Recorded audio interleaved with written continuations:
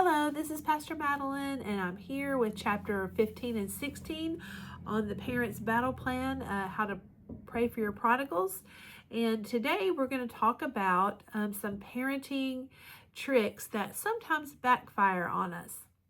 It's important for us to stay aware and watchful over our children's emotional health.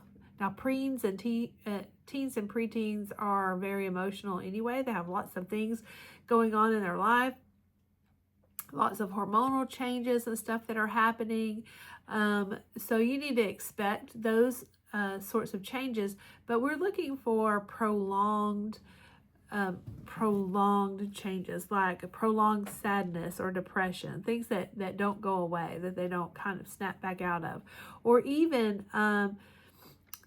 the extreme elation all the time. Sometimes that our author had a child that was got addicted to drugs. So she said sometimes that is a clue that you might see of something where they maybe are taking something that's making them all hyped up to cover up for something else.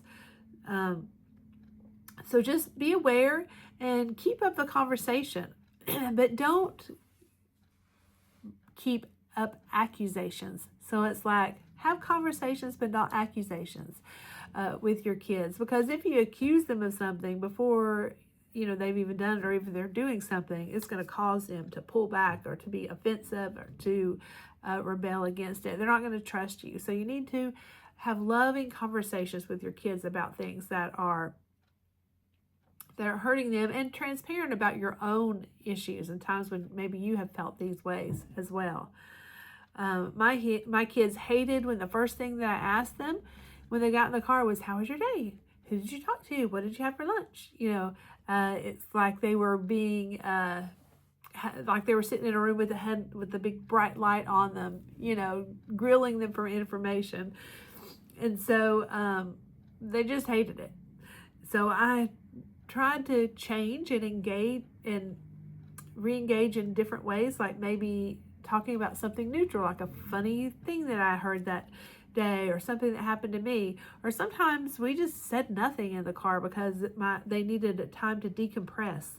Like I need that sometimes when I'm after work or after a long day, just to ride home with some music or no sound at all, just to kind of breathe and reset. So we need to give them space to do that. It's difficult, however, to stay in touch with your teen or young adult in their life, because this is a natural time for them to want to pull away. So they're wanting to become independent. They're supposed to be becoming independent. So we worry about things that they're getting into, but at the same time they're pulling away from us, and it is hard for parents to all of a sudden not know every single detail about their kids, like you did when they were in elementary school or in preschool, when they wanted you involved in everything they did. So we have to find out ways to stay involved without stepping over the line. We live in a different world. Kids today are faced with many challenges and dangerous situations, and they need guidance and more information to learn to navigate the social media driven world that we live in. Our author says that they are one click, one taste, one step, and one choice away from dangerous situations that could even lead to death. So these dangerous situations, along with having our kids pull away from us, can cause us to panic and fall into these negative parenting traps. And these are sleuthing and helicopter parenting. Some desperate parents fall into the trap of sleuthing by driving around to make sure their child is exactly where they said they were going. I don't have to do that because I have them all on Live 360 now, and I just have to look at my phone and I know where they are and how fast they're driving. They make fake social media accounts to befriend their child, or they peek at their text messages, they read diaries, or they ask siblings to spy on them. This kind of sleuthing can, if you're found out, can destroy the relationship with your child. It's important to set boundaries and to inform your children of transparencies that you expect when they very first get their device, when you first give them the cell phone, when they first have a tablet and have access to certain things. You have to set rules and boundaries, and even if it's to say, I'm going to look at your stuff once a week, the history and the things that you've been on, or I need to know all your passwords and things like that. Like, this is the stuff that has to happen before you're even allowed to have this device. And so then they know up front. So it's not like you're sneaking up behind them or around them, like you don't trust them and you're, trying to get the goods on them. They know and expect that you are going to do that. Monitor the apps that they're on, or that you allow them to download. But also allow them to build trust. So it's all about letting them know up front that this is what it is. Because if you don't, and then you go back and you try to get that back from them, then they feel like you don't trust them, or that you're overstepping the boundaries. If you didn't monitor them, what they did on devices when you first gave it to them, and now they're going into high school, and you haven't cared since middle school, and now all of a sudden you want to know, that's not going to work. So if their trust is broken, however, then let them know up front how you will monitor their uses for their own protection. You don't have to sneak around to do it. So if your child has been found with pornography, or if they've been found doing things that they're not supposed to do, then you're still paying for this device, you're still giving it to them. You need to lovingly let them know how this is harmful for them, and that because you love them, you are going to be monitoring and giving them accountability to what they're doing. So you don't have to sneak around and spy on your kids. Like I said, I have my kids on Live 360, and I know where they are and what they're doing, but they know that I know where they are. I'm not constantly coming back and saying, I saw you go 5 miles over the speed limit. I'm not monitoring it all the time. You have to let them, of course, they're all adults now. You have to let them grow up.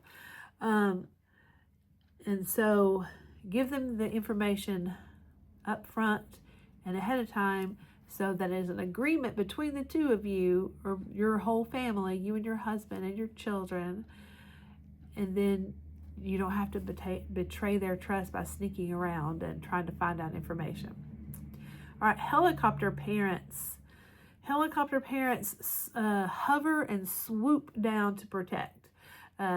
This provides little space for your child to grow, and it will inhibit them from being able to make their own wise choices as adults, or as they're beginning to grow up. You can shadow them, but don't overshadow them. Unless they ask for your help or your protection. If they come to you and they've made a mistake and they need you to step in, then by all means do that. But don't overshadow them to the point to where they cannot step out on their own. It's okay for them to fail. That was a hard lesson for parents to learn. I just learned it late in my kids' in their childhood, more like late in their teen, almost adulthood. You have to let them fail, or they won't be able to pick up the pieces and build a foundation for themselves to create the life of adulthood that they're going to have. I think of the mama eagle and the baby eagle, how she ruffles the nest and gets all the little cushy feathers out there, so that only the thorns are sticking out, and so it encourages the bird to get out of the nest, and then she pushes them out, and they just fall and fall and fall because they don't know how to fly. She runs down, or even the dad probably does this, the parent eagles pick them up and carry them back up again, and then they drop them again. This is how they teach them to fly. So don't push your kids out of a moving car or anything like that. I'm not saying that. We're not pushing them, but we want to give them space to grow. All right. So also, it's tempting to check up on our adult children by stalking their social media posts and finding out what kind of things they're saying or who they're following politically and all this sort of stuff. But know before you go in to do that what you cannot use what you see against them. You can use it to pray for them, but if you already know that they are living a lifestyle that you don't agree with, or that is against what you believe is your biblical worldview or against God's plan for their life, you don't need fuel. You already know that the situation is happening, so you can already pray and ask for God to continue to open the doors to communication. When you see something that you don't like, then it can cause fear and anxiety on your own part. It gives the enemy fuel to come against you, to say, look, they're never going to change. Look what they're doing. Might cause you, panic or worry. It's just, you just need to know before you go snooping around that you might see something that you don't like. So, and end up causing yourself more pain.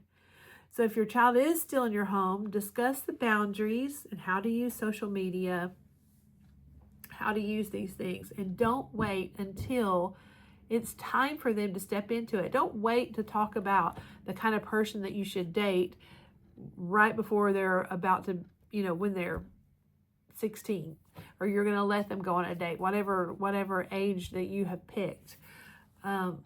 You need to talk about that beforehand. It needs to be a constant conversation in your home about your biblical worldviews, about how you think social media should be used, how you think relationships should work, how God formed sex for marriage, dangers and pitfalls that you can fall in, temptations you might come to, what drugs are, and what they would do to your body. And you need to have these discussions while your kids are still young enough so that they can form their own worldview about them. But you also need to come with them as a source of wisdom. Whoa. Sorry, I just lost my camera. A source of wisdom and, let me pause this. Okay, I had to fire my camera guy. You need to come to your kids with as a source of wisdom and compassion and love and care and concern for them, and not like, you should never do this, and the accusing voice.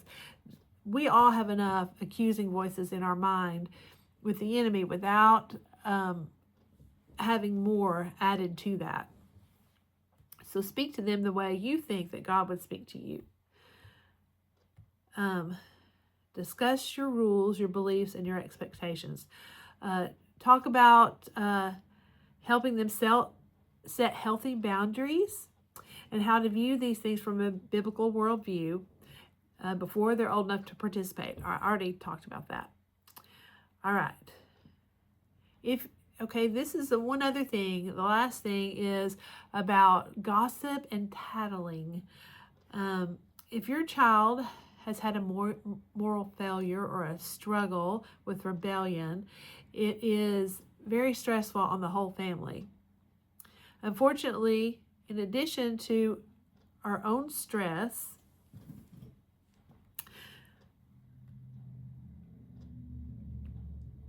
all right, this is not about tattling yet. Well, I'll go ahead and talk about that. I'm going to go ahead and talk about that. Be careful what you say about your kids to other people, because you sometimes out of our frustration as a parent, we just say, oh, so-and-so is doing this or that, or why we're going to talk about the negative things that our kids are doing. That just gives the enemy power to continue to have, your words are power, to continue to rule in their lives over that thing. If they're struggling and you are struggling, praying for them, find a few people that you can share with and let them know how they're doing, and then learn to speak positive things about your kids. Even though you might feel everything is negative at the moment, there are positive things for you to say. So keep positive things in your mouth about your kids, because those are the things that other people are going to repeat. All right, now I'm going to come back to when your child has had a failure, or they are struggling with something, or maybe they were expelled from school, or they were arrested for something, or a daughter got pregnant, whatever it might be. You were in enough stress in your family and dealing with the situation that you don't need any stress added to it. But unfortunately, there will be people who come along and want to give you lots of advice. All sorts of people will want to come in to your situation and say, well, you should do it this way, or you should have done that, or you should have punished them like this. And this is just a word of encouragement that it is not your responsibility to be concerned about how someone who is giving you unasked for advice, you don't have to worry about offending them. You don't want to be rude and go off on them and just, oh, here's one person finally, now you just pushed my bubble and I'm going to explode because I've been holding in all this stress. You don't want to do that. But if you can respond to them using wisdom. So like before, when we picked out responses to the negative things that the enemy was going to say to us, we picked out responses from the scripture that we were going to use to kind of battle that. Again, this is another time when you need to prepare ahead of time of things that you'll say, or the arsenal that you might have. Things could be like, thanks, we'll think about that. Or that's a good point, we'll consider it. Or you can even say, if you don't mind, I would really like to change the subject. This is just a really stressful situation for us right now, and I would just like to talk about something else. And don't worry if they're offended or not. That's going to be on them, as long as you aren't going off on them and you're speaking in, kindness. Then whether you take their advice or not, that's something that you don't have to add to your list of things to worry about, or people to, you don't have to coddle them. It's not your responsibility. So it's also a good note. It's good to know if this person is speaking from experience or just their opinion. If they're speaking out of empathy, if they have had this happen to them in the past, they might have information that's good for you to know, and maybe just aren't ready to take it in right now, especially if it's something that just happened. But you can say, hey, can we set up a time later where we can talk about that, and you can share information. If they're just doing it to share their opinion and they have no empathy and no experience in this situation, and then you just need to say, thanks, I'll think about that. The most important thing is that parents are also on the same page. Make sure that you have discussions away from your child with your partner, especially if there are disagreements, because you don't want that to just add fuel to the flame of what your child is already going through. You have to acknowledge that each of you have different backgrounds. You came from different parents, you were raised different ways, and you might have different parenting styles that could clash. And these are very important. If they would teach us this before we had babies, we would have probably all raised better kids, right? But unfortunately, we just have to learn as we go. But you need to see what kind of parenting style you have. You might be authoritative, and your husband might be passive, or you might be indifferent and he might be more authoritarian. Whatever it is, this is something that you have to work out together get away in a room with the Bible and pray, and you write down things and you talk about stuff, and you come up with a plan on how you're going to, number one, reward your children when they do things that are right, but also how you are going to enact punishment in order to bring the right behavior. So it's bad for everyone if you have to battle this out right in the middle of an already stressful time or situation. So yeah, find some way. If you're already in a stressful situation, find some time to pull away and pray with your spouse and figure it out. Seek the Lord. Look to Scripture for examples on parenting. There's lots of them in there. And ask for His guidance on how to get you through. That is it for these 2 chapters. We'll have 2 chapters left. And you can always get the book if you don't have the book. It is The Parent's Battle Plan. Warfare Strategies to Win Back Your Prodigal. And there's more information in all of these topics. I just tried to pick out some of the things that I thought were that stood out to me the most. And but anyway, keep praying and keep claiming God's promises for your kids. I'm expecting great things and great reports from all of you. Thanks. Bye.